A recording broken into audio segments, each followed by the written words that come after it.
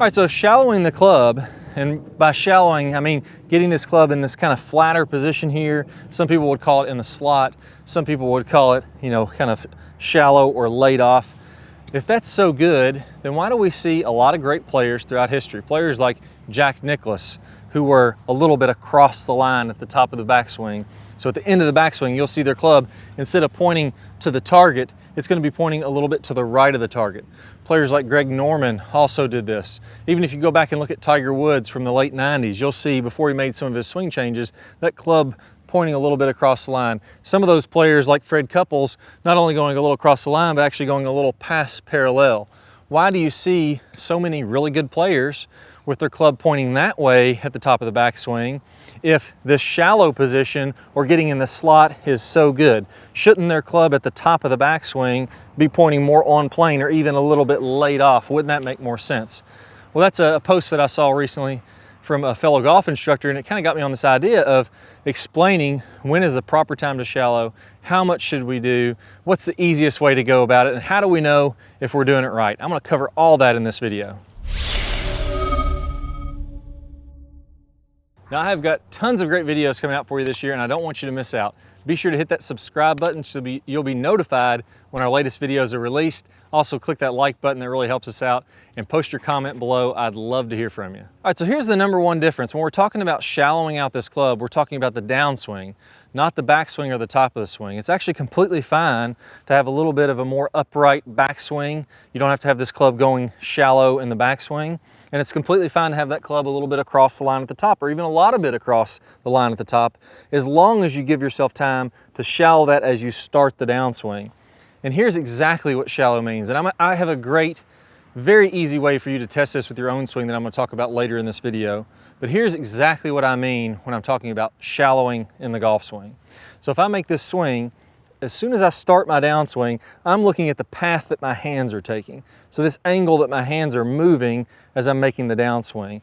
And somewhere early in the downswing, so somewhere here around shoulder height, I would like to see that club on a flatter angle than where my hands are moving. So I'm going to really exaggerate it here. If my hands are moving this way, this angle here, I like to see my club head on a flatter angle of that. It doesn't have to be nearly this exaggerated. A little bit is plenty fine, but I want to see it a little bit shallower than that. Here's the reason why. When I get that club a little bit below my hands, what happens is, as I move my hands in the downswing, that wants to kick that club forward. It's aiding that club in squaring up and releasing toward this golf ball. And there's a great way I can demonstrate this. If I have a club kind of laid off here, pointing this way, I'm going to take my hand and I'm going to pull that club straight toward the fairway in the distance here. So since my club is shallower or to the right side of this from my perspective, as I pull this club, you'll notice that it wants to kick toward the direction I'm pulling. That's kind of like my hand path moving in the downswing. That club's wanting to kick forward, help release the club, help to release this club face. If I go ahead and put the club the opposite direction, and now I do that same thing, I pull my hand straight toward the fairway again, what's that club want to do? It wants to kick the opposite way.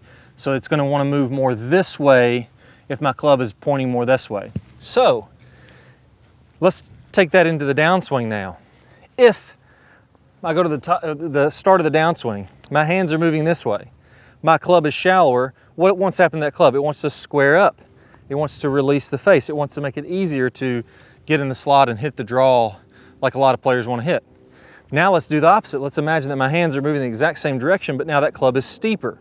Well, as my hands move down now in this direction, that club shaft wants to go this way. It wants to fall in behind me. It wants to get stuck behind my body.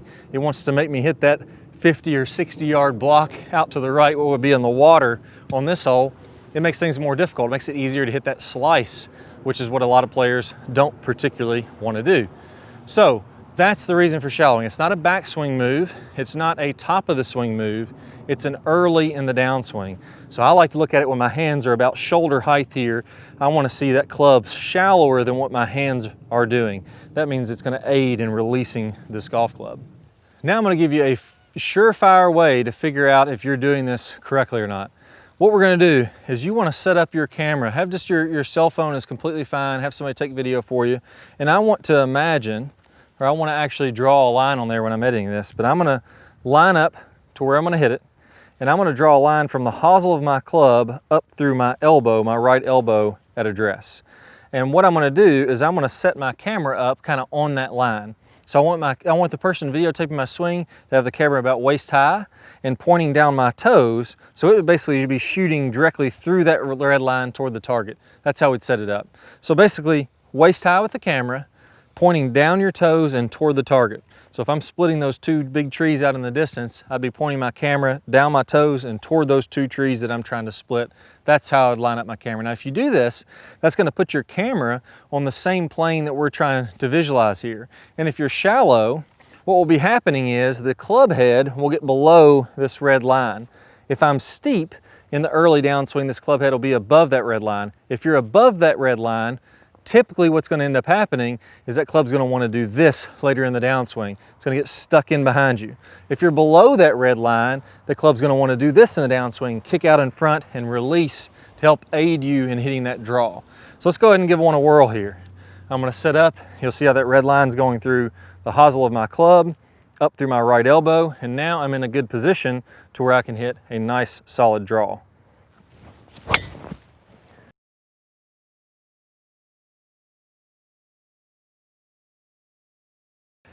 All right, so we'll see from that one, going right down the middle of the fairway, nice straight shot, hit it very solid. That helps to be shallowing that out early in the swing. We can definitely see as my club head is coming down, the main thing I'm looking for is at some point, maybe halfway in the downswing, or as I'm starting that downswing, I want to get that club head below that red line. If I'm too steep, it's going to be trouble. Now the second part of this question is, well, does that mean that across the line at the top is okay? Well, yes, it's perfectly fine as long as I shallow it out below that red line as I get to start the downswing. So players like Fred Couples, Jack Nicklaus, early Tiger Woods, like we were talking about, all those players that are a little across the line at the top still get that club head below that red line as they start their downswing. Let me exaggerate, or I'm going to attempt to be across the line at the top and make this same move in my own swing, so you can see how this would look. And we'll take a look at this slow motion video here also.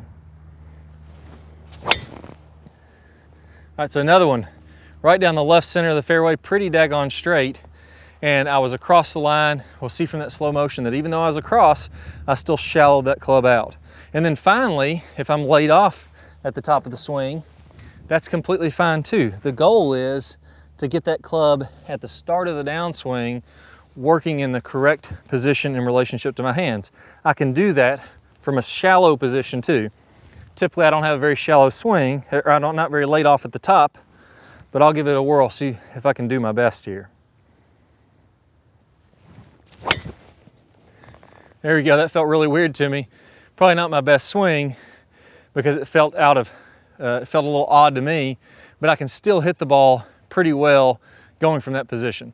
So whether you're across the line, on plane, or laid off, all those are completely fine as long as you shallow that club out early in the transition. Now, one thing that I hear is players will say, okay, I'm shallowing this club now. I got it from the inside. It does feel good. I'm able to get the club in the slot. I'm able to have a little bit more of an inside out club path. But every once in a while, I still tend to hit a little bit of a slice out there. It costs me some distance. It gets me really frustrated. I hate hitting that slice. Well, that's the second part of this. The first part, just like we talked about in this video, is shallowing out that club. The second part is how you specifically square up the club face with your hands. That's what's going to help you to get this awesome bowed position that you see a lot of pros in. That's what's going to help you to feel like the club face is squaring up so well that you can swing as hard as you want and you just know that you're going to be hitting that draw. Well, that's a video that I'm going to play a preview of video that's going to show you exactly how to do that here in a second. All you need to do is go ahead and click the card that pops up on your screen or the link down below in the description. You'll get instant access to it.